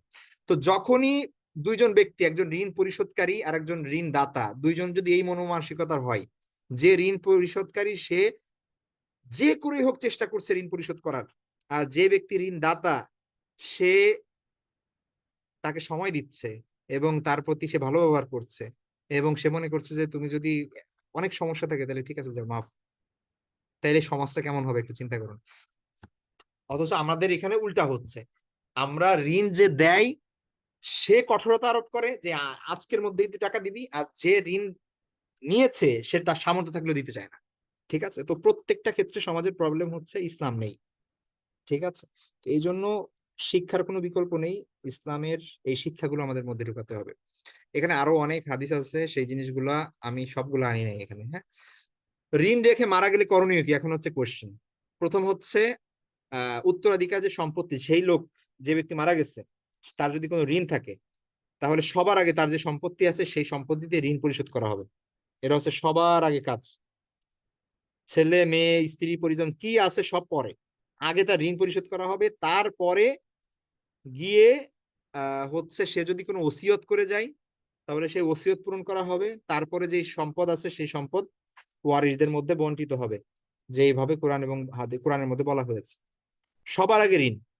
এখন যদি কি এমন থাকে যে সে সম্পদই রেখে যায় নাই কিন্তু ঋণী, অথবা যেই সম্পদ রেখে গেছে সেই সম্পদ সব দিয়ে দিলেও ঋণ পরিশোধ হচ্ছে না, তাহলে তার ওয়ারিশ যারা আছে, উত্তরাধিকার, ছেলে সন্তান, তাদের উপর দায়িত্ব হচ্ছে তার বাবার ঋণ পরিশোধ করা। সে তা যদি না করে, এটা তো তার বাবা তাহলে কষ্টে থাকবে। তো এটা এই ব্যাপারে খুব সতর্ক হই আমরা। ঠিক আছে। এবং আল্লাহর কাছে দোয়া করি সবসময় যে আল্লাহ যেন কারো ঋণ থাকা অবস্থায় যেন আমাদের মৃত্যু না হয়, যেন আমি যে ঋণী আছি সেটা যেন আমি পরিশোধ করে যেতে পারি। আর যদি এমন সিচুয়েশন হয় কি অসুস্থ হয়ে গেছেন কিন্তু ঋণ পরিশোধ করতে পারছেন না, ওসিয়ত করে যাওয়া, ছেলে মেয়েদেরকে জানায় যাওয়া, কোথাও লিখে যাওয়া যে এই কিন্তু আমার কাছে টাকা পাই। ঠিক আছে, জাস্ট এখন একটা ফর্মালিটি, জানাজার সময় হাত তুলে কেউ ঋণ টিন পাইলে আমাদেরকে জানায়, ব্যাস শেষ। তো অনেক সময় দেখা যাচ্ছে যে যে পরবর্তীতে এই জিনিসগুলো সমস্যা হয়ে যায়। ঠিক আছে, এটা যেহেতু খুব সিরিয়াস বিষয়। আচ্ছা, এগুলো গেল হচ্ছে ঋণ সংক্রান্ত বিষয়। সুদের বিষয়, আহ আরবিতে যে শব্দটা ব্যবহার করা হচ্ছে সেটা হচ্ছে রিবা। আমরা বা উর্দুতে সুদ বলে মূলত। আমরা ওই সুদ, সিন ও দাল, এখান থেকেই মূলত আমরা বাংলায় বলি সুদ। ঠিক আছে, ইউজারি বা ইন্টারেস্ট বলা হয় ইংলিশে। তো রিবার বিভিন্ন ধরন আছে। আহ তার মধ্যে সব থেকে প্রসিদ্ধ যেটা, সেটা হচ্ছে এই যে আহ রিবায় নাসিয়া বলা হয় এটাকে। অর্থাৎ সময়ের বিপরীতে যেই টাকা বৃদ্ধি করা হয়, অর্থাৎ আপনার কাছ থেকে আমি টাকা নিলাম 1 মাসের জন্য, 10,000 টাকা নিলাম, কিন্তু আপনাকে 1 মাস পরে 11,000 টাকা দিব, এই যে 1 মাসের জন্য 1,000 টাকা বেড়ে গেছে। ঠিক আছে, তো এইটা হচ্ছে প্রসিদ্ধ সুদ আর কি, যেটা টাকার বিনিময়ে টাকা বাড়ে, ঋণ দিয়ে যে টাকাটা নেওয়া হয়। তো এটাও সুদ। এই ছাড়াও আরো অনেক অনেক সেক্টর আছে সুদের, এবং আরো অনেক পদ্ধতি আছে, অনেক ফর্ম আছে, সেই বিষয়গুলো জানতে হবে। তো এটা হচ্ছে মেয়াদি সুদ। এটাকে সুদে সুদে এটাকে রিবা নাসিয়া বলা হয় আরবিতে। মেয়াদ বা সময় নেওয়া বা বিলম্ব করা বা প্রতীক্ষা করা, নাসিয়া শব্দের অর্থ আরবিতে।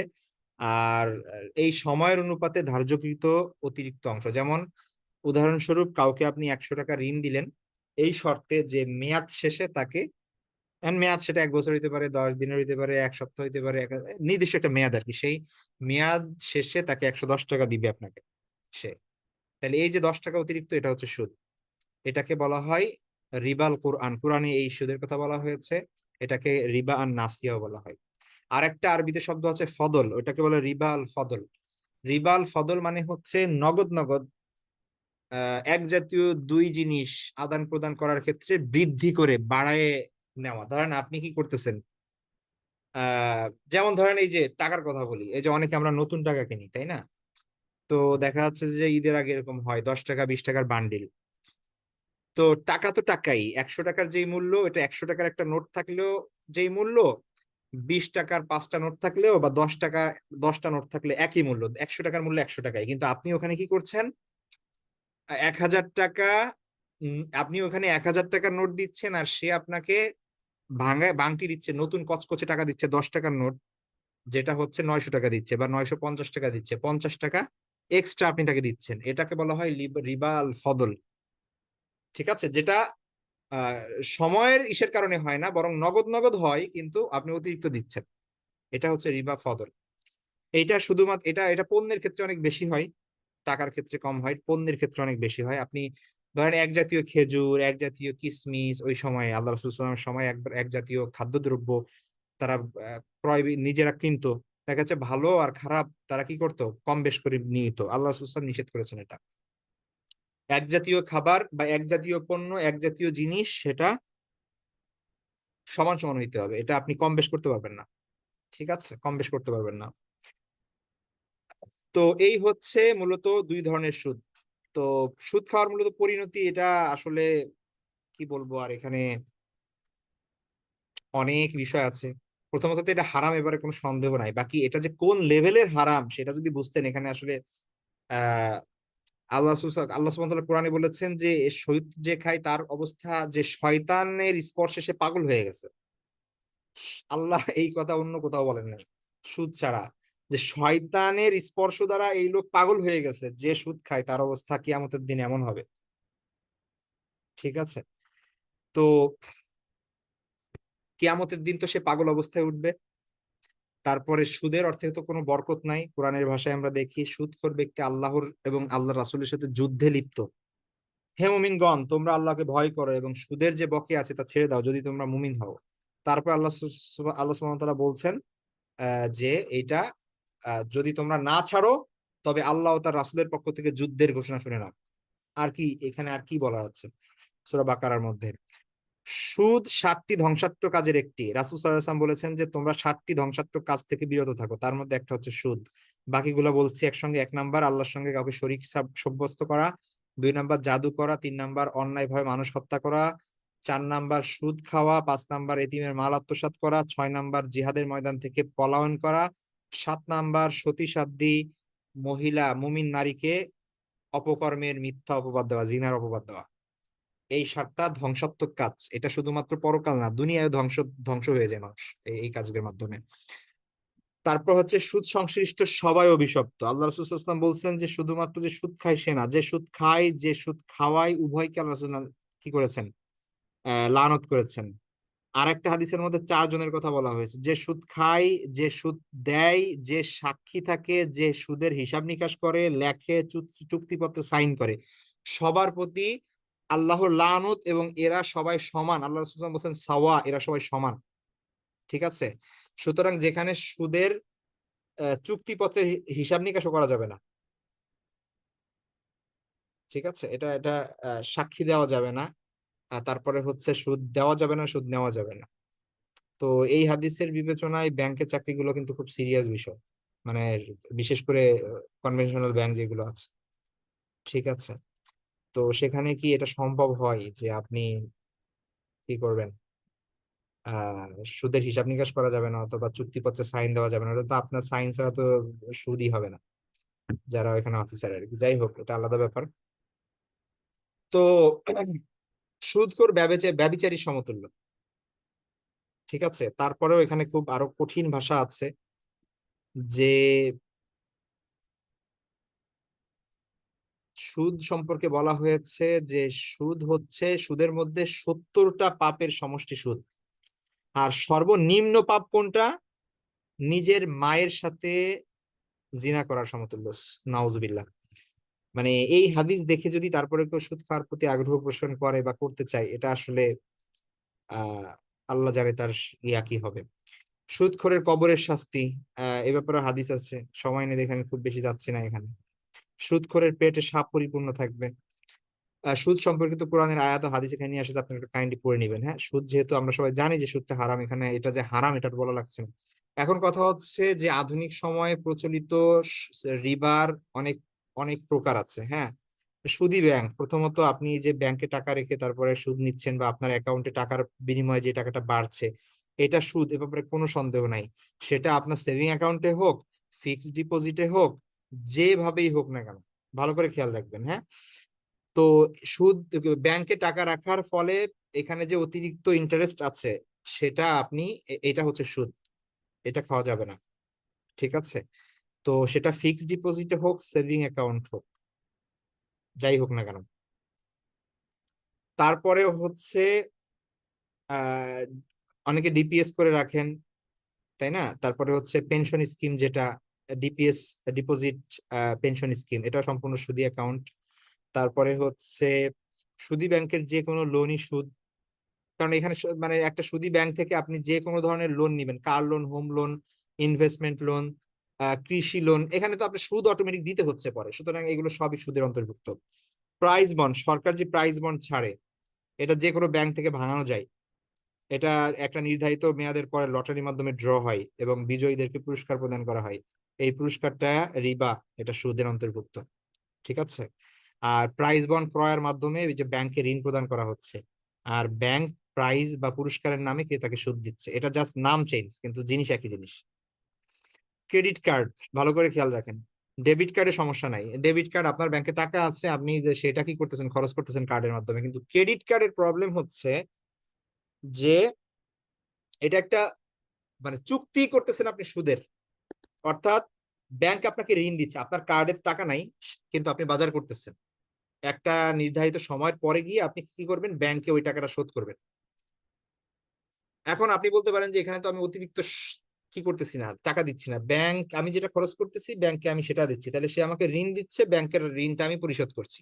কিন্তু সমস্যা হচ্ছে, আপনি যদি ওই টাইমের মধ্যে টাকা না দিতে পারেন, তাহলে ব্যাংক কিন্তু একটা পার্সেন্টেজ অতিরিক্ত ধরে, এবং সেটা কি করে, সেইটা সুদ বলে গণ্য হবে। অর্থাৎ আপনি বাজার করছেন 20,000 টাকার, এটা 30 তারিখের মধ্যে আপনার কি করতে হবে, ক্রেডিট কার্ডের ওই বিল আপনার পরিশোধ করতে হবে, কিন্তু এটা আপনি সামনের মাসের 10 তারিখ, পরের মাসের 10 তারিখে করলেন, তাহলে কি হবে এখন, আপনার কিন্তু ওই 20,000 টাকার উপরে আবার চার্জ আসবে। তাহলে এই যে যে চার্জটা, এটা সুদ, এবং আপনি যখন ক্রেডিট কার্ড ইস্যু করছেন তখন এই চুক্তিতে স্বাক্ষর করেই করছেন যে আপনি সুদ দিবেন। সুতরাং এই সুদের চুক্তিটাই হারাম, ঠিক আছে? সুতরাং ক্রেডিট কার্ড যদি ইউজ না করা সম্ভব হয়, তাহলে এটা করবেন না। ক্রেডিট কার্ড ইউজ করলে সুদ থেকে বাঁচা সম্ভব না। সুতরাং যদি এমন আপনারা থাকেন যে ক্রেডিট কার্ড ইউজ করতেছেন, এটা অ্যাভয়েড করবেন। আর যদি এমন সিচুয়েশন থাকে, বিদেশে বিশেষ করে অনেক মানুষ আছেন এমন, যারা ক্রেডিট কার্ড একটা মানে তাদের জীবনের একটা অংশ হয়ে গেছে, এমন একটা অবস্থা যে এটা আসলে ওইখানে কেনা বেচা এমন একটা সিচুয়েশন যেটা ছাড়া সে আর কি চলতে পারবে না কোনোভাবে, তাহলে স্কলাররা বলেন যে এটা কোনোভাবে উচিত না, কিন্তু যেহেতু সে ওই সিচুয়েশনের মধ্যে পড়ছে, তাহলে কোনোভাবেই যেন ওই ডেট ক্রস না করে, যাতে তার অতিরিক্ত সুদ না দিতে হয়, ঠিক আছে? সে যেন যেটা খরচ করছে সেটাই দেয়। আচ্ছা, ক্রেডিট কার্ড দ্বারা এটিএম থেকে টাকা উত্তোলন করলে যে চার্জ নেয়, সেটা ক্রেডিট কার্ডের কথা বলছি। বন্ড, সরকারি বন্ড, বেসরকারি বন্ড, এগুলো সম্পূর্ণ রিবা নাসিয়া, ঠিক আছে? তারপরে হচ্ছে আমি সংক্ষেপে বলি, স্টুডেন্ট লোন হোক বা অন্য যে লোন গুলো হোক, সেগুলো দেখা যাচ্ছে যে এর মধ্যে সুদ আছে। তারপরে হচ্ছে লটারি। আপনি এই যে বিভিন্ন লটারি যেগুলো হচ্ছে 10 টাকা 20 টাকায় কিনতে পাওয়া যায়, সবাই মিলে কিনে তারপরে কয়েকজন পাই, পুরস্কার পাই, ঠিক আছে? তো বাকিরা কিছু পায় না, এটাকে শরীয়তের পরিভাষায় বলে কিমার। এটা সম্পূর্ণ হারাম। তারপরে হচ্ছে পোস্ট অফিসের সঞ্চয়পত্র, একই জিনিস। পোস্ট অফিস হোক আর হচ্ছে ব্যাংকের হোক, জমি বন্ধক রেখে অনেকে ইয়া করেন, মোটা অঙ্কের টাকা নেন, ঠিক আছে? বিনিময়ে বন্ধক গ্রহীতা জমিটি ভোগ করে এবং মেয়াদান্তে কি করেন, মালিক পুরো টাকা ফেরত নিয়ে জমিটি বুঝে নেন। এটা এটা সম্পূর্ণ হারাম। আপনি বন্ধকের জিনিস আপনি কি করতে পারবেন না। মানে বন্ধকের সিস্টেম হচ্ছে যে আপনি কি করতেছে, বন্ধক রাখা যায় আছে, ওটা সমস্যা নাই। ধরেন আমার টাকা লাগবে, এখন আপনি তো কি করবেন না, আমাকে টাকা দিবেন না, একটা সিকিউরিটি লাগবে আপনার। তো আমি আপনার কি করলাম, আমার জমিটার দলিল আপনার কাছে রেখে দিলাম এবং আপনার কাছে আমি একটা টাকা নিলাম, এবং সেটা আমি পরে বললাম যে আপনাকে টাকাটা ফেরত দিয়ে আমি আমার জমির দলিল নিয়ে যাবো, কোনো সমস্যা নাই। কিন্তু সমস্যা হচ্ছে যে ওই জমি আপনি ভোগ করতেছেন, তার মানে আমাকে ঋণ দিয়ে আমার জমি ভোগ করতেছেন, মানে উপকার লাভ করতেছেন, তাই যেটা সম্পূর্ণ সম্পূর্ণ হচ্ছে আপনার হারাম, এবং সুদ, এ ব্যাপারে কোনো সন্দেহ নেই। তারপরে বাড়ি বন্ধক একই জিনিস, এরকম আছে। তারপরে বাড়ি ভাড়ার ক্ষেত্রে সিকিউরিটি বেশি দিলে ভাড়া কমিয়ে দেওয়া হয়, এটা একটা।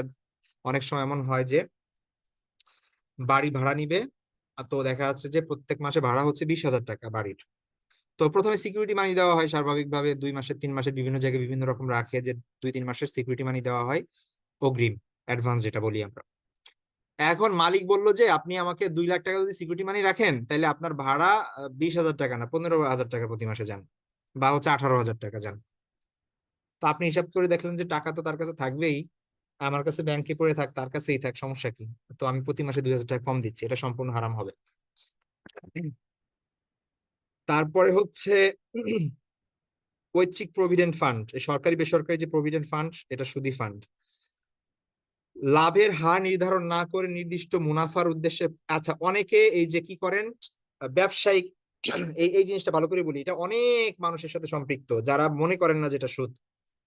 আমি ব্যবসা করি, আপনার কোন একটা ভাই ব্যবসা করে, তো এখন আপনি কি করলেন, তাকে 2 লাখ টাকা দিলেন ব্যবসার উদ্দেশ্যে, যে ঠিক আছে তুই ব্যবসা করতেছস, তুই ও বললো যে আপনাকে, ধরেন যে আমার, তাহলে আপনার কাছে টাকা আছে, 5 লাখ টাকা দেন, আমি ব্যবসা তো করতেছি, আপনাকে লাভ দিবানি। এখন এটা স্পষ্ট করতে হবে যে আপনি কি দিলেন, ঋণ দিলেন নাকি তাকে ব্যবসার উদ্দেশ্যে টাকা দিলেন। যদি ঋণ দেন তাহলে তো আপনি কোনো কিছু নিতে পারবেন না তার থেকে। আর যদি ব্যবসা করতে দেন তাহলে ব্যবসার লাভ লস আছে, আবার লাভ হইলে প্রতি মাসে একরকম লাভ হবে না। তো ওই 5 লাখ টাকা যে আপনি তাকে দিলেন, আর প্রতি মাসে 5,000 টাকা করে নিচ্ছেন, কি হিসেবে নিচ্ছেন আপনি প্রতি মাসে 5,000 টাকা করে? যদি তাকে ঋণ দিয়ে থাকেন তাহলে তো আপনি 1 টাকাও নিতে পারবেন না, তাকে কর্জে হাসানা দিয়েছেন। আর যদি মানে তাকে ব্যবসা করতে টাকা দিয়ে থাকেন, তাহলে কোনো মাসে আপনি 5,000 টাকা লাভ হচ্ছে আপনার 5 লাখ টাকা থেকে, সে 5,000 টাকা দিবে, কোনো মাসে 4,000, কোনো মাসে 2,000, কোনো মাসে তো লসও হইতে পারে, সেই লসটাও আপনার গচ্চা যাবে, ওইটা আপনার আর চাইতে পারবেন না। যদি সে বলে যে ব্যবসায় সব লস করছি, 4-5 লাখ টাকা চলে গেছে, আপনি 1 টাকাও চাইতে পারবেন না। আপনি লভ্যাংশ তখন দাবি করতে পারেন, মুনাফা তখন দাবি করবেন যখন আপনি লসের রিস্ক নিবেন। আপনি রিস্ক না নিয়ে ধার দিয়ে কোনো লাভ নিতে পারবেন না, ঠিক আছে? এই ব্যাপারটা ভালো করে খেলো। অনেকে মনে করেন যে আমি তো ব্যবসার টাকা দিছি ওকে ব্যবসা করার জন্য, ও ব্যবসা করে আমাকে লাভ দিচ্ছে প্রতি মাসে 5,000 টাকা। এটা আবার হারাম কিসের? এটা এভাবে হারাম। এটা আপনি ওকে ব্যবসা করার জন্য টাকা দেন না, ওকে ধার দিচ্ছেন। আর যদি ব্যবসা করার জন্য টাকা দেন, তাহলে আপনার লসের রিস্কও নিতে হবে, ঠিক আছে? আর লভ্যাংশ আপনার টাকা অনুযায়ী যত টাকা আসে সেই হিসাবে দিতে হবে। প্রতি মাসে 5,000 টাকা কেন? বেচাকেনা তো কম বেশি হইতে পারে। তো এই হিসাবটা মাথায় রাখতে হবে, ঠিক আছে? জুয়েলারি দোকানে স্বর্ণ বন্ধক রেখে সুদের উপর লোন প্রদান করা হয়। তারপরে হচ্ছে এভাবে ব্র্যাক ব্যাংক, আশা ব্যাংক, গ্রামের অনেক ধরনের গ্রামীণ ব্যাংক, এ ধরনের ব্যাংকের মধ্যে এই ধরনের ইয়া থাকে, সুদ থাকে। তারপরে হচ্ছে আছে এমন আরো অনেক অনেক কিছু। তো আচ্ছা, কিস্তির কথা বলে রাখি, অনেকে ফ্রিজ, কম্পিউটার, ইলেকট্রনিক্স সামগ্রী কিস্তিতে ক্রয় করেন। কিস্তিতে ক্রয় করা নাজায়েজ না, কিন্তু কিস্তির মধ্যে যদি উল্লেখ থাকে যে আপনি যদি এই সময় মতো টাকা যদি কিস্তি পরিশোধ না করেন, তাহলে দেরিতে করলে বেশি টাকা দিতে হবে, তাহলে বেশি টাকা দিলে এটা সুদ হবে। এই চুক্তিটা, এই চুক্তিটা নাজায়েজ। আরো অনেক কিছু হইতে পারে, কারো যদি পার্টিকুলার কোনো কোশ্চেন থাকে আমাদের মেসেজ দিতে পারেন, আসলে সবকিছু বলার এখন সময় নেই। এটা কি এই সব কিছু গেলে হচ্ছে রিবা নাসিয়া। রিবার ফজল কিছু বর্তমানে আমরা যদি দেখি তাহলে আমরা দেখবো যে সোনার বিনিময়ে স্বর্ণ বিক্রি করে, অনেকে কিনে, রূপার বিনিময়ে রূপা, তারপরে খাবারের বিনিময়ে খাবার, এই ধরনের যে ইগুলো আছে সেগুলো মূলত হচ্ছে হারাম।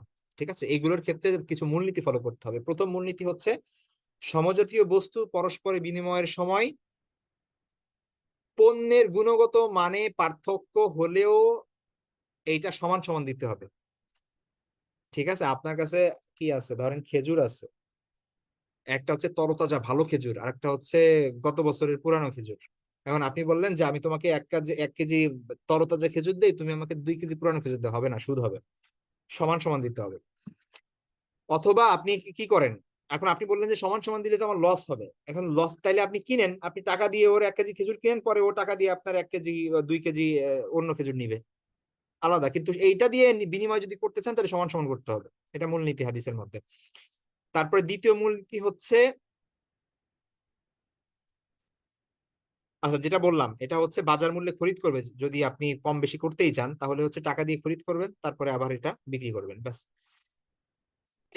তারপরে হচ্ছে তৃতীয় মূলনীতি হচ্ছে কম বেশি করে তো আহ, লেনদেন করা বৈধ না, কিন্তু আবার আপনি এটা করতে হবে হাতে হাতে। ঠিক আছে, এখানে আচ্ছা এখানে অনেক কিছু আছে আমাদের সাথে রিলেটেড না, কিছু বিষয় এখানে আনা হয়েছে যেগুলো হচ্ছে আপনারা পড়লে বুঝবেন, সেটা এখন আর বলছি না। আচ্ছা, কম বেশি করা যেমন যাবে না, তেমনি ভাবে দেরি করা যাবে না, বা এটা করা যাবে না। আপনার নগদ নগদ করতে হবে এই বিষয়গুলো। ঠিক আছে। আচ্ছা, কম বেশি করলে যেরকম সুদ হবে, যেমন নতুন টাকা পুরানো টাকার কথা বললাম, আপনার 100 টাকা 90 টাকা এরকম, তেমনি ভাবে এটা নগদ নগদ করতে হবে। হাতে, হাদিসের মধ্যে আছে ইয়াদান বিয়াদিন, অর্থাৎ হাতে হাতে। ঠিক আছে, নগদ নগদ। মাসালান মাসালিন, অর্থাৎ সমান সমান। আচ্ছা যাই হোক, এগুলো গেলে হচ্ছে সুদ সংক্রান্ত বিষয়। তারপর কারো যদি পার্টিকুলার কোনো বিষয় নিয়ে কোশ্চেন থাকে স্পেসিফিক, তাহলে সেটা আমাদের মেসেজ দিতে পারেন। আচ্ছা এবার আসেন ঘুষের বিষয়। ঘুষের ব্যাপার যে এটা খারাপ, এ ব্যাপারে আমরা সবাই জানি। আহ ঘুষ গ্রহণ করা এটা এটা হারাম, এ ব্যাপারে কোনো সন্দেহ নাই। এটা নিষেধ করেছেন আল্লাহ সুবহানাহু ওয়া তাআলা অবৈধ পন্থায় উপার্জন করতে।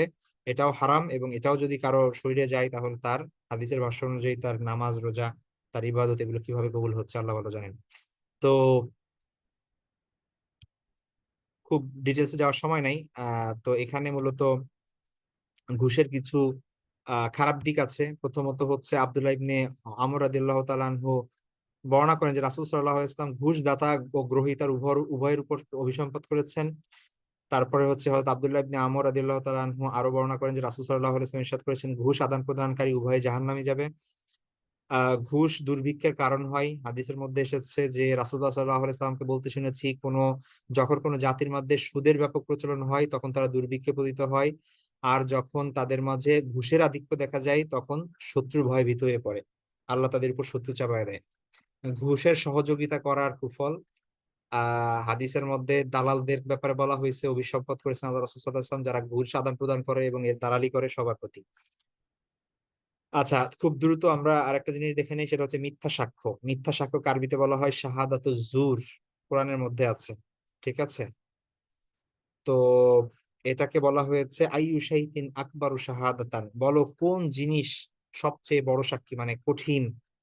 ঠিক আছে, তো এখানে শাহাদাতু জুর, এটা ইমাম কুরতুবী রাহিমাহুল্লাহ তাআলা তাফসিরে বলেন যে মিথ্যা সাক্ষ্য এমন সাক্ষ্য যা মানুষকে বাতিলের দিকে ধাবিত করে, চাই সেটা কোনো মানুষের ধ্বংস সাধন অথবা সম্পদ কেড়ে নেওয়া অথবা হারামকে হালাল অথবা হালালকে হারাম করার ক্ষেত্রে হোক। মিথ্যা সাক্ষী দেওয়া কোনোভাবেই জায়েজ না, এটা শুধু মিথ্যা কথা বলাই তো না জায়েজ, বাকি মিথ্যা সাক্ষীর মধ্যে তো মিথ্যা কথা আছে, প্লাস অন্যের ক্ষতি করা আছে, প্লাস জুলুম আছে। তো এখানে অনেকগুলো আপনার কবিরা গুনাহ একত্রিত হয়, যেটা আল্লাহর লানতের একটা কারণ হয়। ঠিক আছে, মিথ্যা সাক্ষ্য মানে তো অবশ্যই কারোর উপর জুলুম করা হচ্ছে সেখানে, সত্য গোপন রেখে। তো আল্লাহ এ ব্যাপারে ক্লিয়ারলি বলছেন কোরআনের মধ্যে, ওয়ালা তাকতুমুশ শাহাদাতা, সাক্ষ্য গোপন করো না তোমরা। ঠিক আছে, ওয়ামাই ইয়াকতুমহা ফাইন্নাহু আযিমুন কলবুহু ওয়াল্লাহু বিমা তা'মালুন। আর কেউ যদি সাক্ষ্য গোপন করে, ঘুরায় পেঁচায় আরেকটা বলে একটার জায়গায়, তাহলে তার হৃদয় পাপিষ্ঠ, আল্লাহ এ ব্যাপারে সম্যক অবগত। আল্লাহ বলছেন যে শাহাদাতু জুরি মিন আকবারিল কাবাইর, রাসূল সাল্লাল্লাহু আলাইহি ওয়াসাল্লাম বলেন, আব্দুল্লাহ ইবনে আব্বাসের কথা, তিনি বলেন যে শাহাদাতু জুরি মিন আকবারিল কাবাইর, মিথ্যা সাক্ষ্য দেওয়া, ওয়াকিতমানুহা, এবং সাক্ষ্য গোপন করা হচ্ছে সবচেয়ে বড় কবিরা গুনাহ। ঠিক আছে, মিথ্যা সাক্ষ্য দেওয়ার কুফল অনেক। প্রথমত এটা কবিরা গুনাহ, এ ব্যাপারে কোনো সন্দেহ নাই। আল্লাহ রাসূল সাল্লাল্লাহু আলাইহি ওয়াসাল্লাম বলেন যে আল ইশরাকু বিল্লাহ ওয়াল উকুকু বিল ওয়ালিদাইন ওয়া কতলুন নাফস ওয়া শাহাদাতুজ জুর, চারটা গুনাহ সব থেকে কঠিন, সব থেকে বড় খারাপ কবিরা গুনার মধ্যে এক নাম্বার হচ্ছে আল্লাহর সাথে শরীক করা, দুই নাম্বার হচ্ছে পিতামাতার অবাধ্য হওয়া, তিন নাম্বার হচ্ছে কাউকে হত্যা করা, চার নাম্বার হচ্ছে শাহাদাতুজ জুর, মিথ্যা সাক্ষ্য দেওয়া। তেমনি ভাবে এরকম আরো হাদিস আছে, মিথ্যা সাক্ষ্য দেওয়া শিরকের সমতুল্য। একটা হাদিসের মধ্যে আছে যে উদিলাত শাহাদাতুজ জুরি বিল ইশরাকি বিল্লাহি, মিথ্যা সাক্ষ্য দেওয়া আল্লাহর সাথে শিরিক করার সাথে সমতুল্য। ঠিক আছে, অন্যের প্রতি জুলুম, অবশ্যই সে জুলুমের শাস্তি তো হবেই। অন্যের হক নষ্ট করা হচ্ছে। মিথ্যা সাক্ষ্য দেওয়ার আমল কবুল হবে না, হাদিসের মধ্যে আছে যে মাল্লাম ইয়াদা কওলা জুরি ওয়াল আমালা বিহি ওয়াল জাহলা ফালাইসা লিল্লাহি হাজাতুন আইয়াদা তুআমাহু ওয়া শারাবাহু। সে পানাহার বর্জন করুক, রোজা রাখুক, কিচ্ছু আসে যায় না, সে যদি মিথ্যা বর্জন না করে, তাহলে আল্লাহ সুবহানাহু ওয়া তাআলা তার কোনো কিছু কবুল করবেন না। ঠিক আছে, তো এই হচ্ছে বিষয়। কিয়ামতের অন্যতম আলামত হচ্ছে এই মিথ্যা সাক্ষীর প্রাচুর, মানে এটা প্রতুলতা, জাহান্নামে যাওয়ার কারণ। যাই হোক, এগুলো আমরা গুরুত্বপূর্ণ কিছু বিষয় নিয়ে আজকে আলোচনা করলাম। আল্লাহ আমাদের সকলকে বোঝার তৌফিক দান করুন। অনেকের কোশ্চেন থাকতে পারে, আমাদের সময় নাই কোশ্চেন নেওয়ার এখন। আপনারা কাইন্ডলি সেটা আমাদেরকে করবেন, মেসেজ দিবেন, কারো যদি পার্টিকুলার কোনো বিষয়ে জিজ্ঞেস করার থাকে। ঠিক আছে, এ পর্যন্ত ভালো থাকবেন সবাই, দোয়া করবেন। আর আরেকটা জিনিস বলে রাখি, সেটা হচ্ছে যে আমাদের এই ফাজাইলে তিরমিজির উপর ক্লাস শুরু হচ্ছে, সবাই দেখেছেন নোটিস হয়তো। এইখানে কিন্তু আমরা চমৎকার চমৎকার হাদিস পড়বো, 396টা হাদিস পড়বো রাসূল সাল্লাল্লাহু আলাইহি ওয়াসাল্লামের এই সংক্রান্ত বিষয়ে। ঠিক আছে, তো ইনশাল্লাহ সেই ব্যাপারগুলো আপনারা যদি জয়েন করতে চান, আপনারা রেজিস্ট্রেশন ফর্ম দেওয়া হয়েছে গ্রুপগুলোতে, সেটা আপনারা সাবমিট করবেন ইনশাল্লাহ। ঠিক আছে, আল্লাহ হাফেজ, আসসালামু আলাইকুম ওয়া রাহমাতুল্লাহি ওয়া বারাকাতুহু।